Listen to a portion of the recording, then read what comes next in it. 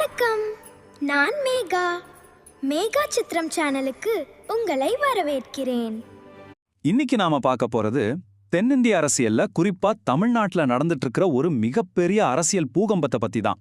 பல தசாப்தங்களா இருந்து வந்த அரசியல் அமைப்பு இப்போ எப்படி தலைகீழா மாறிட்டு இருக்கு அப்படிங்கறத நாம இப்போ அலச போறோம். மே 2026ல வந்த இந்த நியூஸ் ஹெட்லைனை கொஞ்சம் பாருங்க. உச்ச நட்சத்திரமா இருந்த ஜோசப் விஜய் தன்னோட புதிய கட்சியான டிவிகே மூலமா தன்னோட மாபெரும் சினிமா புகழ எப்படி ஒரு பிரம்மாண்டமான அரசியல் விஸ்வரூபமா மாத்திருக்காருன்னு இதுல இருந்து நாம தெரிஞ்சுக்கலாம். முதல் பகுதி 2026 தேர்தல்ல நடந்த அந்த அதிரடி அதிர்வலைகள். பொதுவா தமிழ்நாட்டுல பல வருஷமா ஒரு வழக்கம் இருக்கு. ஆனா விஜய் என்ன பண்ணாரு தெரியுமா? எந்த கூட்டணியிலயும் சேராம 234 தொகுதிகள்லயும் நாம சோலோவா நிக்கணும்னு தன்னோட முதல் தேர்தல்லயே ரொம்ப துணிச்சலான ஒரு முடிவு எடுத்தாரு. இது பார்க்க அப்படியே ஒரு டேவிட் அண்ட் கோலியாத் சண்டை மாதிரி தாங்க இருக்கு.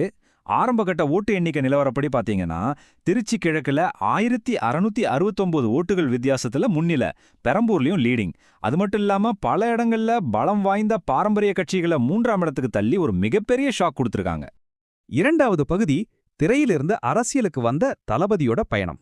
இந்த டைம்லைனை பாருங்களேன். 1992ல ஒரு 18 வயசு பையனா எக்கச்சக்கமான விமர்சனங்களை சந்திச்சு அறிமுகமாகி 2004ல கில்லி மூலமா மாபெரும் வசூல் சாதனை செஞ்சு 2009ல ரசிகர் மன்றம் ஆரம்பிச்சு கடைசியா 2024ல சினிமாவை விட்டே முழுசா விலகி ஒரு கட்சியையே உருவாக்குற அளவுக்கு வந்திருக்காருன்னா இது சாதாரண பயணம் கிடையாது.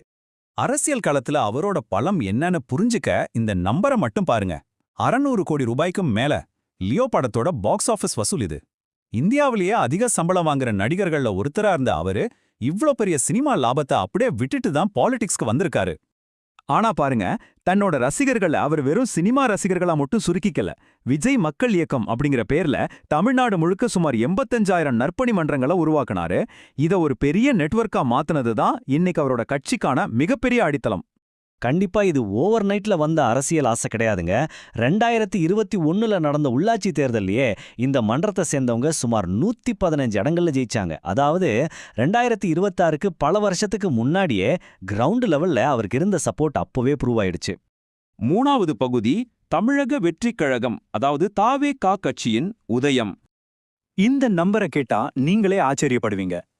செப்டம்பர் 2025க்குள்ள தாவேகாவுல 1.5 கோடிக்கும் அதிகமான பதிவு செய்யப்பட்ட உறுப்பினர்கள். களத்துல எந்த அளவுக்கு மக்கள் திரண்டுக்காங்க, எவ்வளோ பெரிய மொபிலைசேஷன் நடந்திருக்குன்னு இதுலேருந்தே நாம தெரிஞ்சுக்கலாம். மார்ச் 2026 உலக மகளிர் தினத்துல ரொம்பவே ஸ்மார்ட்டான ஒரு மூவ் பண்ணாரு விஜய். பெண்களுக்கு மாச நிதியுதவி, இலவச சமையல் சிலிண்டர், ஏழை மாணவர்களுக்கு கல்வி உதவி, குறிப்பா பெண்களின் பாதுகாப்பிற்காக டெடிகேட்டடா தனி குழுக்கள்னு முழுக்க பெண்களை டார்கெட் பண்ணி திட்டங்களை அறிவிச்சாரு. அவரோட கட்சிக்கு என்ன கொள்கைன்னு எல்லாரும் கேட்டப்போ அவரு முன் வச்சது இந்த ஒரே ஒரு வாக்கியத்தை தான்: பிறப்போக்கும் எல்லா உயிருக்கும். திருக்குறள்ல வர்ற இந்த பழமையான வரிக்கு என்ன அர்த்தம்னா, எல்லாரும் பிறப்பால் சமம். இந்த சமத்துவ கொள்கையை தான் அவரு தன்னோட கட்சியின் ஆணிவேரா நிலைநிறுத்தினார். 4வது பகுதி கட்சியின் அடையாள சின்னங்களும் கொள்கைகளும். கட்சியோட கூடிய சும்மா ஏனோதானோன்னு டிசைன் பண்ணல. ஒவ்வொரு விஷயமும் ரொம்ப கவனமா உருவாக்கப்பட்டிருக்கு. சிவப்பு நிறம் புரட்சியையும் கட்டுப்பாட்டையும் குறிக்குது. மஞ்சள் நிறம் மகிழ்ச்சி, அப்புறம் நம்பிக்கையோட அடையாளம். சுத்தி இருக்கிற 28 நட்சத்திரங்கள் பண்டைய தமிழகத்தையும் தென்னிந்திய மாநிலங்களையும், அந்த 2 யானைகள் அபாரமான வலிமையையும் ஒற்றுமையையும் குறிக்குது. அது மட்டும் இல்லாம கொடியோட நடுவுல பாருங்க ஒரு பூ இருக்கும். அதுதான் வாகை மலர்.